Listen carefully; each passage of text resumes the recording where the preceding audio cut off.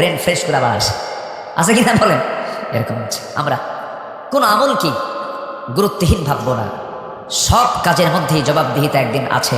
কার কাছে বলেন তো? আসতে বলবেন না, কার কাছে আছে? আল্লাহর কাছে আছে। আল্লাহর সামনে হাজির হতে হবে। এই জন্য আমাকে আপনাকে খুব যত্নশীল হতে হবে। নিজের দেহকে নষ্ট করা যাবে না, নিজের লাঞ্চকে নষ্ট করা যাবে না, কারণ এই লাঞ্চটা দিয়েছেন শ্বাস প্রশ্বাস নিয়ে আল্লাহর জিকির করার জন্য। আল্লাহ রাব্বুল আলামিন বলেন, আলা বিযিকিরিল্লাহি তাতমাইন্নুল কুলুব।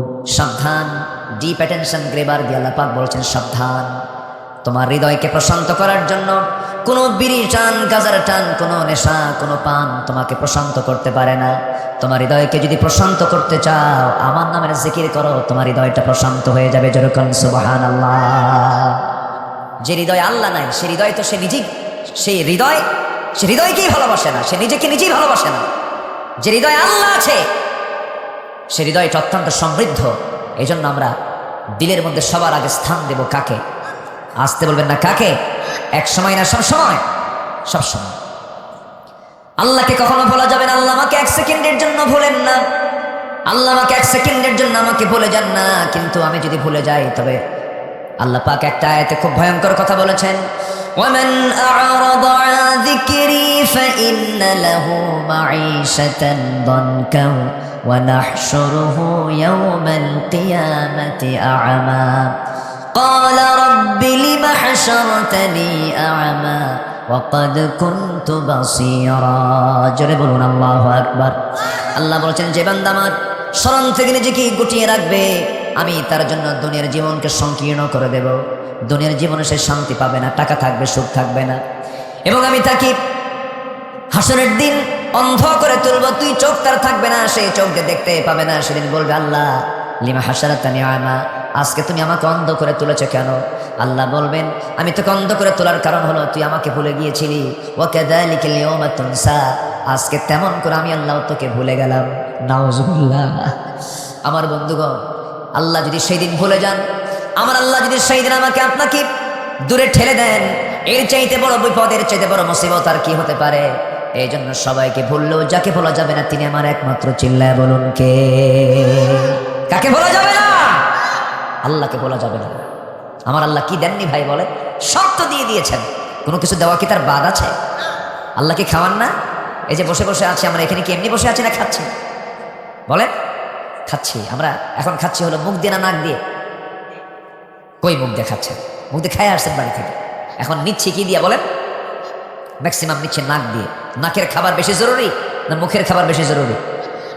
কোনটা এসেনশিয়াল বলেন? নাকেরটা। এটা ছাড়া আপনি এক মুহূর্ত বাঁচবেন না। ভাত 3 বেলা না খেলেও বাঁচবেন, কিন্তু শ্বাস প্রশ্বাস প্রতি মুহূর্তে মুহূর্তে আমাকে আপনাকে নিতে হবে। এটা কে দিয়েছেন? আসতে বলবেন না, কে দিয়েছেন? আল্লাহ দিয়েছেন। এবং এই শ্বাস প্রশ্বাসকে আল্লাহ রাব্বুল আলামিন ফিল্টারিং করে ভিতরে ঢুকায় দেন।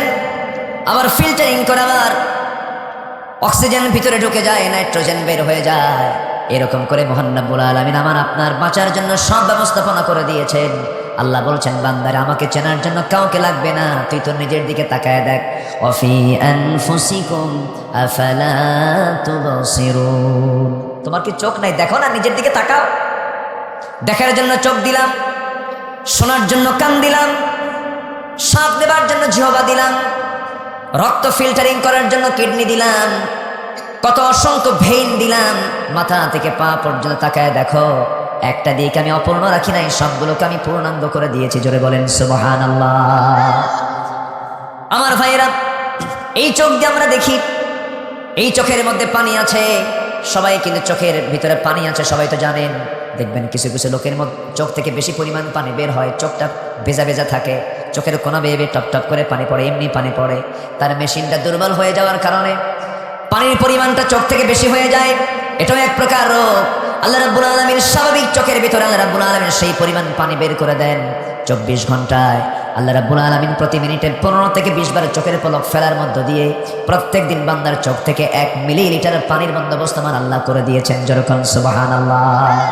কেন করে দিয়েছেন? এর কারণ হলো চোখটা বাইরে থাকে, ধুলাবালি চোখের মধ্যে ঢুকে পড়ে। এই চোখটা যদি নষ্ট হয়ে যায়, বান্দায় পৃথিবীর চেহারা দেখতে পাবে না। বিভিন্ন ভাইরাস আক্রান্ত হয়ে যাবে, জীবাণুতে আক্রান্ত হয়ে যাবে।